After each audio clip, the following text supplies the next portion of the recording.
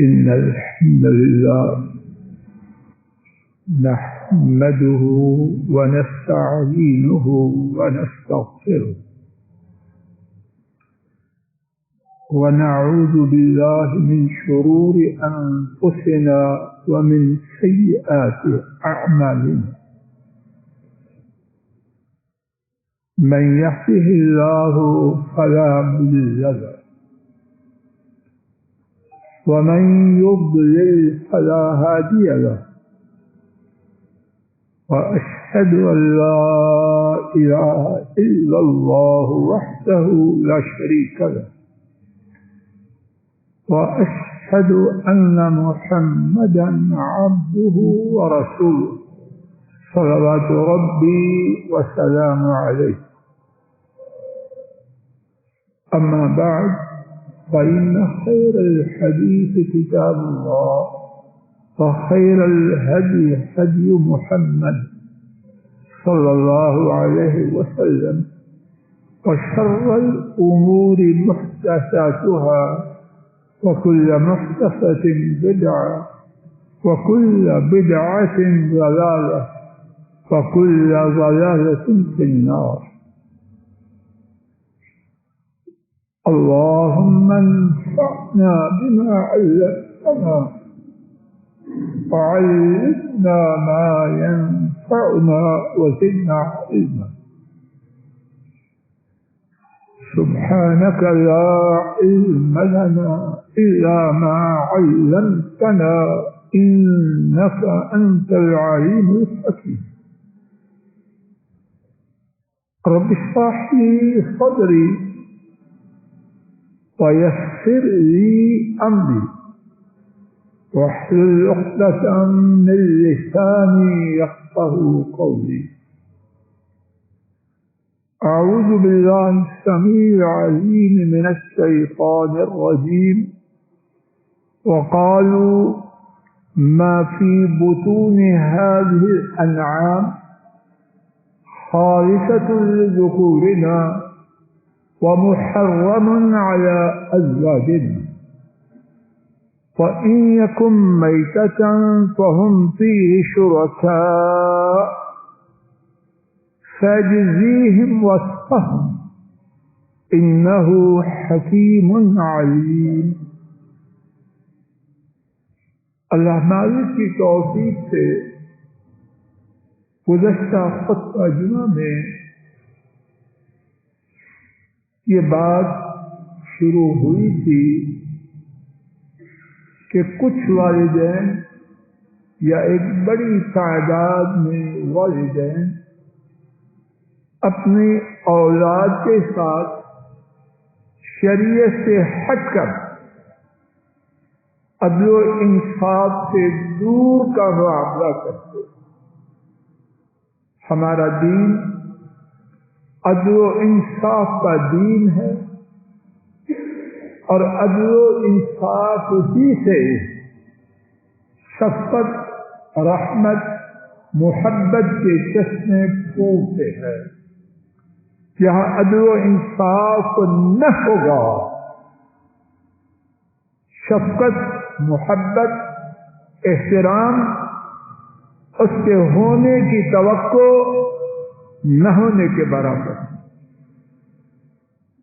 آج کے خطبہ جمعہ میں اسی بارے میں ایک نئی بات سورہ الانعام 8واں پارہ آیت شریفہ نمبر 139 یہ آیت کریمہ ابتدا میں تلاوت کی گئی. اس کا ترجمہ سماعت فرمائیے. پھر اللہ مالک کی توفیق سے اس کے حوالے سے کچھ بات عرض کرنے کی عاجزانہ کوشش کروں گا. اور انہوں نے کہا ہمارے چوپاؤں کے پیٹوں میں جو ہے وہ ہمارے نر لوگوں کے لیے مردوں کے لیے خاص ہے.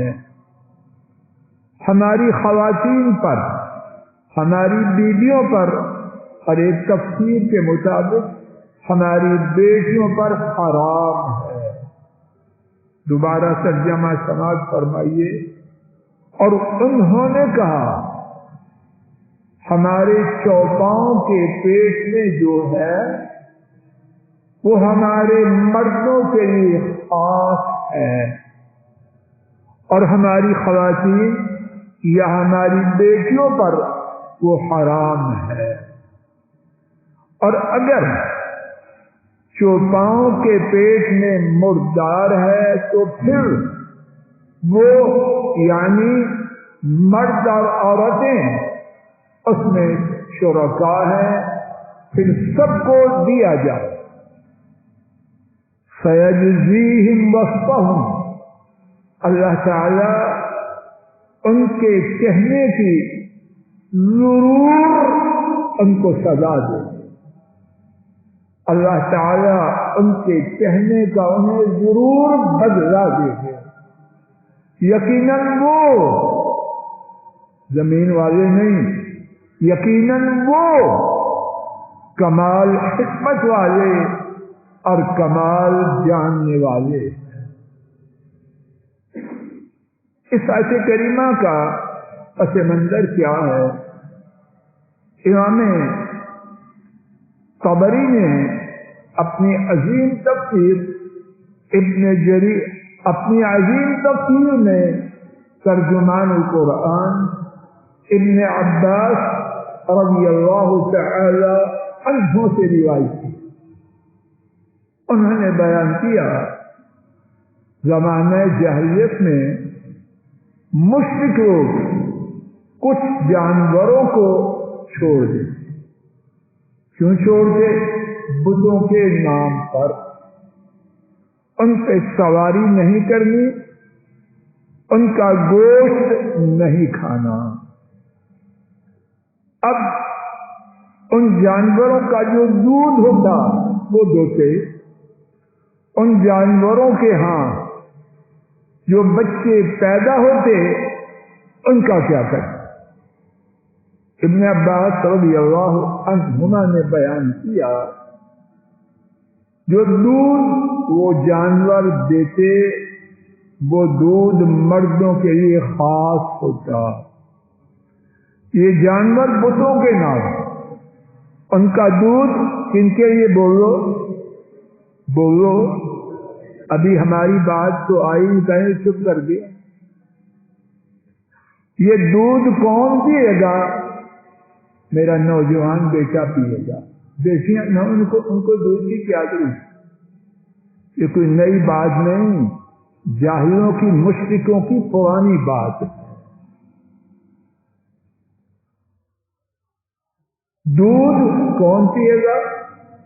بولو. مرد پیے. خواتین، بیبیاں،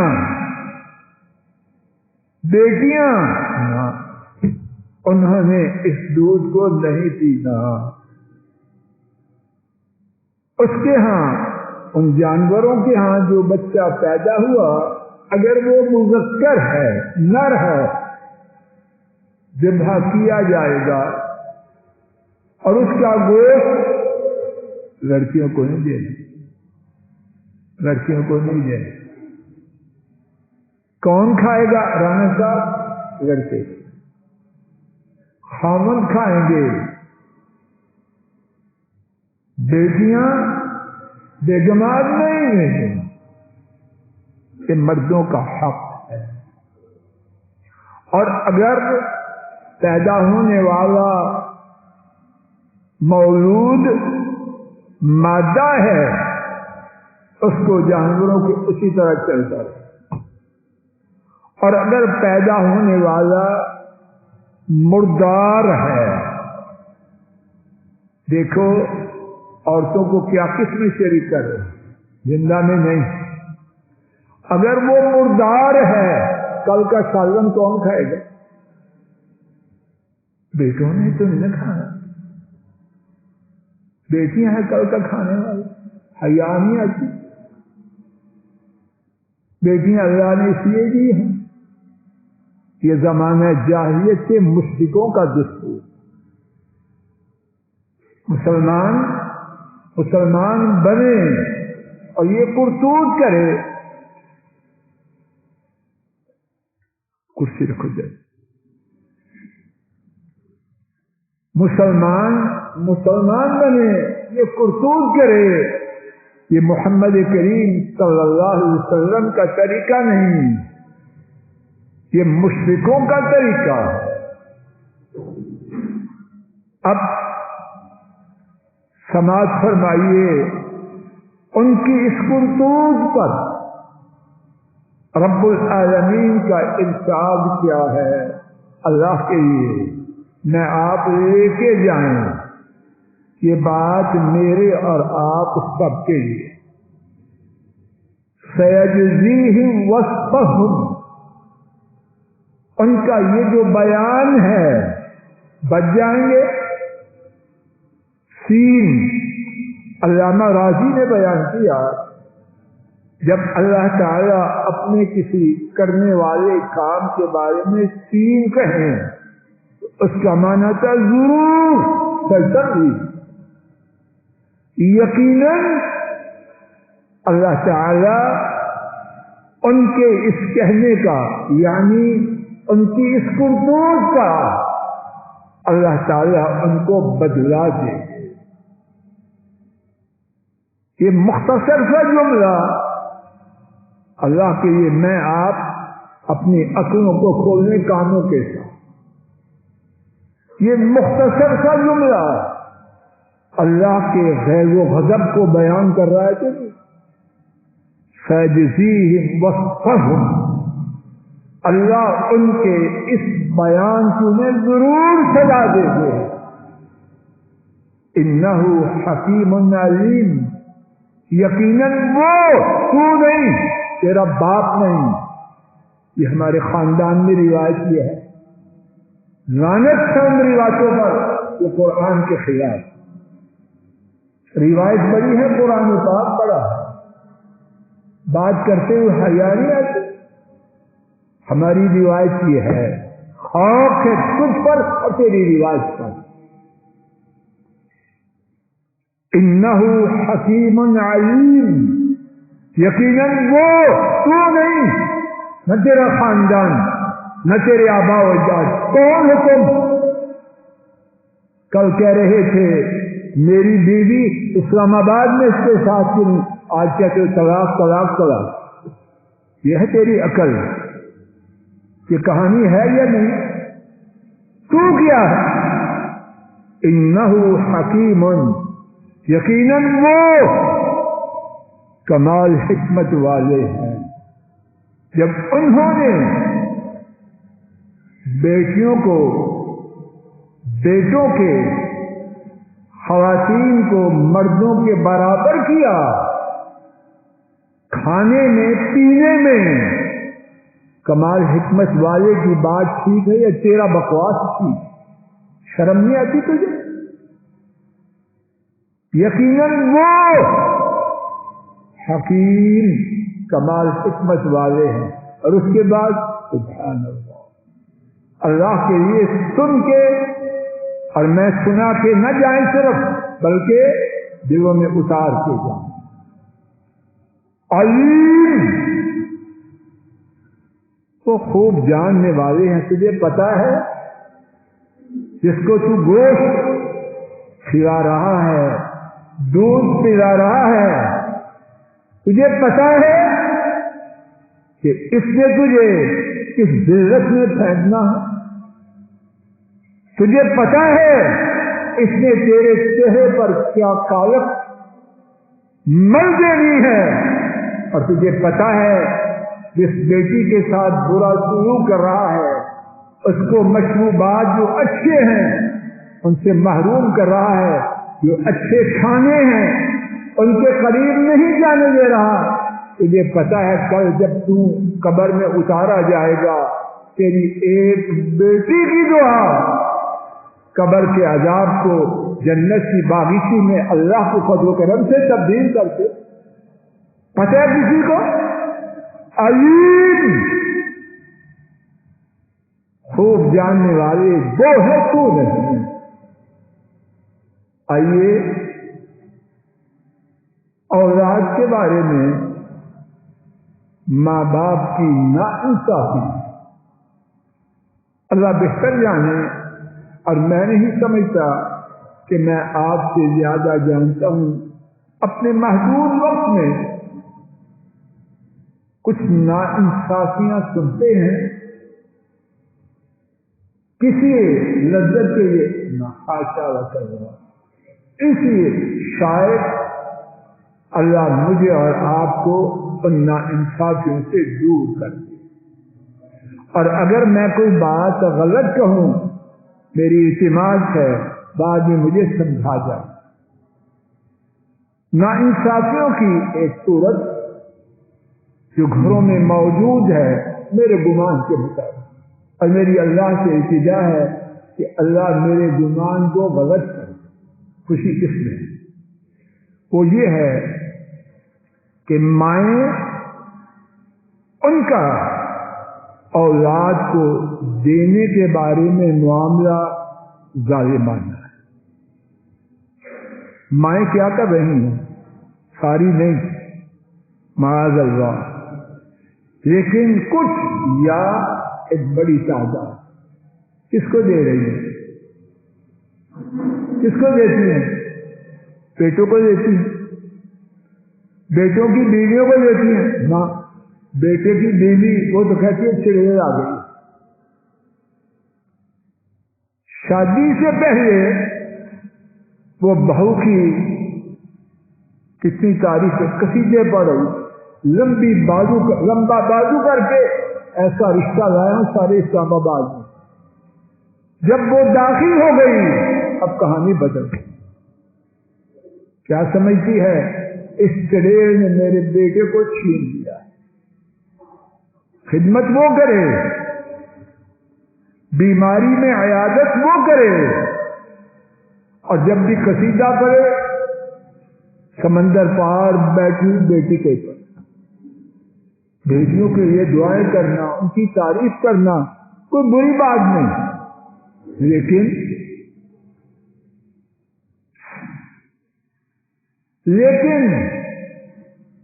بہو کا اس میں کیا قصور؟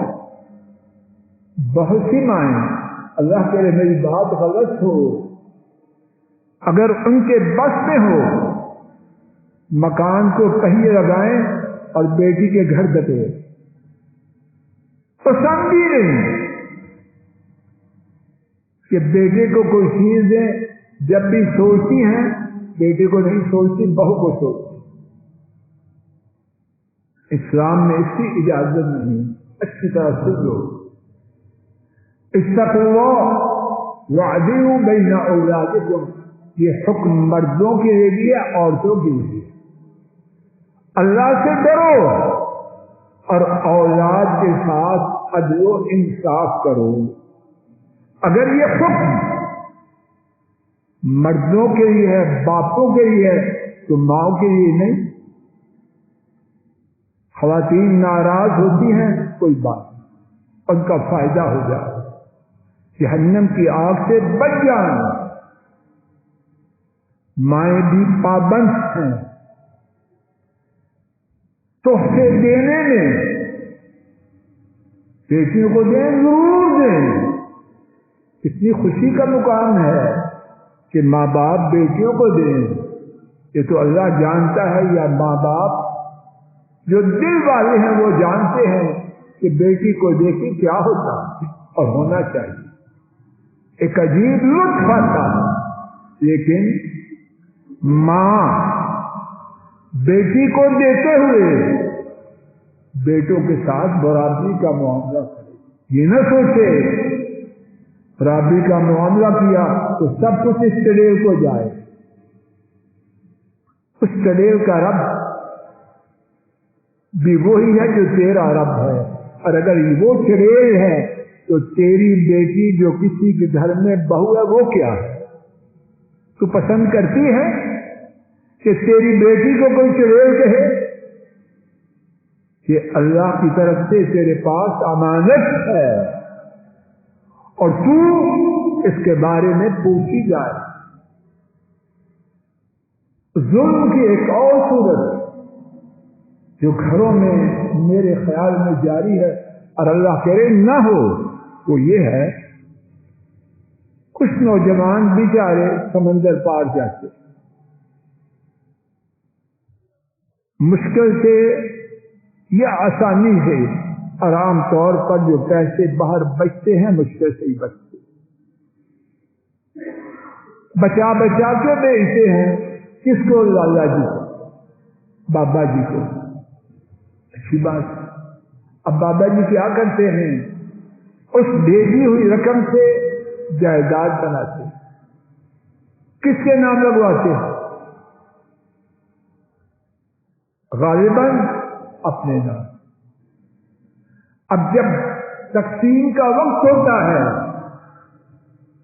4 بیٹے ہیں، 5 ہیں، 3 ہیں، ایک تو سال ہر سال سمندر پار رہا، مشقتیں دی، ذلت اور رسوائی، باہر جا کے سب کو عزت نہیں ملتی، بڑے بڑے عزت والے رول جاتے، کمائی کے لیے آیا، ایک ہی جملہ ہے، پیسوں کے لیے آیا، اور بعض بدبخت سمجھتے ہیں کہ عزت بیچ کے آیا، سارے نہیں بیچتے، باہر کیا ہے؟ اب وہ جو سال ہر سال سے مشقت برداشت کر رہا اور ایک آوارہ لڑکا، اوباش لڑکا، وہ دونوں برابر ہیں، مناسب ہے؟ بلکہ جو دیکھنے میں آتا ہے، ماں اور باپ، اس کا ووٹ عام طور پر کس کے ساتھ ہوتا ہے؟ اس محنت اور مزدوری کرنے والے کے ساتھ ہوتا ہے، یا اس اوباش نالائق اور نکمے کے ساتھ ہوتا ہے؟ آپ خود اس کا فیصلہ کریں۔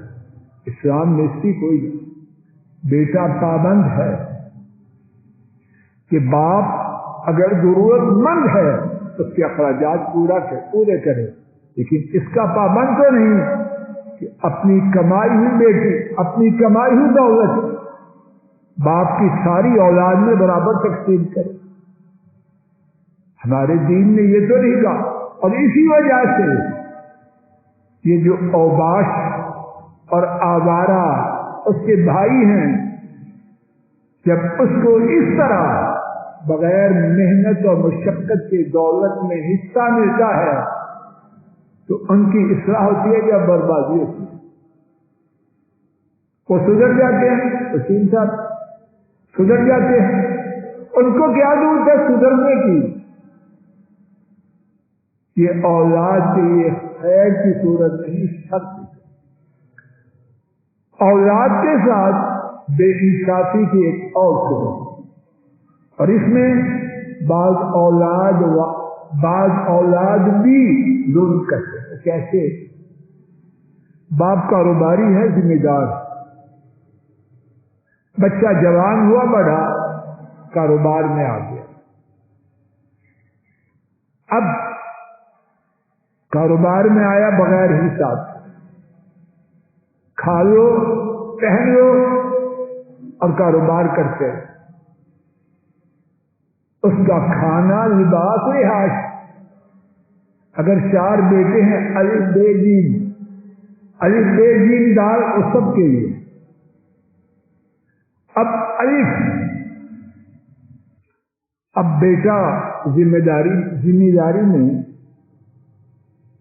کاروبار میں باپ کے ساتھ آیا، وہ اور دوسرا جو تنکا بھی نہیں اٹھاتا، برابر ہوئے تو کیسے ہوئے؟ یہ بات نا انصافی ہے۔ اب 10 سال گزرے، جو چھوٹے تھے وہ بھی بڑے ہوئے، خاندان میں تقسیم کا وقت آیا تو چھوٹا اور بڑا برابر کا حصہ پائیں۔ اس نے جو 10 سال محنت کی وہ کدھر گئی؟ جہاں تک تھوڑی بہت بات میں دین کی سمجھا ہوں کہ ناجائز ہے، ظلم۔ اسی بات کا دوسرا پہلو، اور میری معلومات کے مطابق بستر صاحب وہ بھی ہے کہ نہیں مجھے بتلانا بات۔ دوسرا پہلو، اگر وہ لڑکا کھوتا ہے تو وہ کیا کہتا ہے، بابا جی وہ تو برکت کے لیے آتے تھے، کام تو سارا میں نے کیا۔ بابا جی کی زمین تھوڑی سی تھی، ساری ترقی تو میرے ہاتھ ہوگی۔ بابا جی کو تھوڑی بالکل معمولی تھا، بلکہ کرل میں ڈوبے تھے، میں آیا تو دولت کی ریل پہ۔ اب وہ کیا کرتا ہے، سارا مال ہڑپ کر لیتا ہے۔ یہ باتیں ہیں معاشرے میں کہ نہیں؟ اسلام میں اس کی اجازت دیتا ہے کہ بیٹا سرکش برا باپ کا مال جس میں وہ اور باقی برابر کے شریک ہیں، اسلام اجازت نہیں دیتا کہ قبضہ کرے۔ اور اسلام یہ بھی اجازت نہیں دیتا کہ بڈھا بابا، بزرگ بابا اپنے بڑھاپے یا بزرگی کے نام پر محنت مزدوری کرنے والے بیٹے کا حق حسب کرے۔ دونوں باتیں غلط ہیں۔ کیا کیا جائے؟ پہلے دن سے جب بیٹا کاروبار میں ذمہ داری میں آئے، اس کی تنخواہ یا جو اس کا حق ہے مارکیٹ کے ریٹ کے مطابق دیا جائے۔ جتنے سال کام کیا ہے وہ 10 سال بعد نہ دیا جائے، 7 سال اس کو دیا جائے، یا 7 کھاتے میں اکاؤنٹ میں درج کیا جائے۔ اور اللہ کی فضل و کرم سے جن تھوڑے خاندانوں میں یہ بات ہے، وہاں نہ باپ ظلم کرتے ہیں نہ بیٹے کرتے ہیں، اور کتنی ناانصافیاں ہیں۔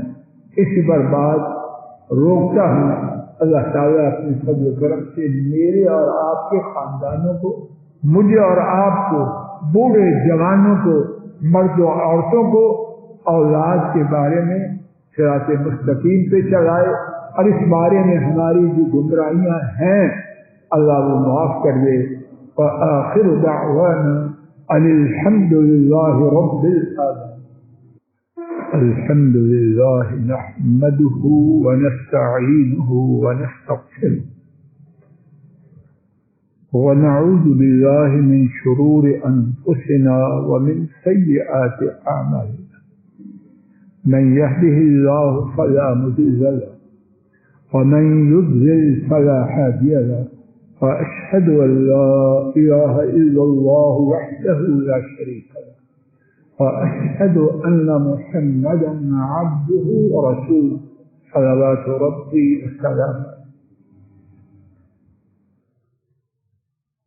ملک میں خامخواہ افراتفری اور فساد کی صورت پیدا کی جا رہی ہے۔ حضرات صحابہ، جناب صدیق رضی اللہ تعالی عنہ، اللہ کی خدائی میں حضرات انبیاء کے بعد سب سے زیادہ مقدس اور بڑی شخصیت، ان کی شان میں نازیبہ کلمات کہے تھے۔ حضرات صحابہ کے بارے میں گستاخی کی گئی۔ اللہ کے لیے ہماری مصیبتیں کچھ پہلے کم ہیں، ہمارا ملک تو پہلے چھلنی ہو چکا ہے۔ ہمارے ملک کی کون سی کل اطمینان بخش اور سیدھی ہے، کسی پہلو سے دیکھیں مزید تباہی اور بربادی کا ہمارا ملک متحمل نہیں۔ اللہ کے لیے اس ملک پر رحم کیجیے، یہ بدگوئی کرنے والے رک جائیں۔ اس میں نہ ان کی خیر ہے، نہ ملک کی خیر ہے، نہ دین کی خیر۔ اور اس کے ساتھ عجب معاملہ ہے، مرکزی جمعیت اہل حدیث پاکستان کے نائب امیر حافظ عبدالحمید عامر، جن کی عمر 70 سال سے کم و بیش زیادہ، پوری زندگی ان کے بارے میں کوئی ایسی بات اللہ کے فضل و کرم سے جو جانتا ہوں وہ کہہ رہا ہوں، پوری زندگی ان کے بارے میں کوئی لڑائی جھگڑے والی بات، دنگا فساد والی بات، ملک دشمنی والی بات آج تک سنی تک نہیں۔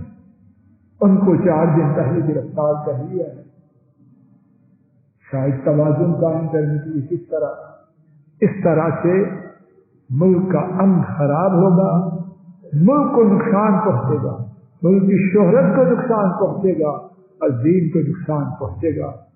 اللہ کرے علماء بھی سمجھیں، عوام بھی سمجھیں اور اہل اقتدار اس فتنہ کو یہی مچائیں اور ناجائز پکڑ دکڑ شاید بیلنس کرنے کی میرا تصویر نہیں سیاست کہ صورتحال خیر کی نشاندہی نہیں کرتی، شر کی کرتی۔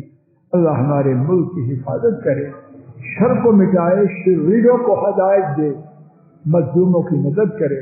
اللہم صلی علی محمد وعلی آل محمد كما صليت على إبراهيم وعلى آل إبراهيم إنك حميد مجيد. اللهم بارك على محمد وعلى آل محمد كما باركت على إبراهيم وعلى آل إبراهيم إنك حميد مجيد.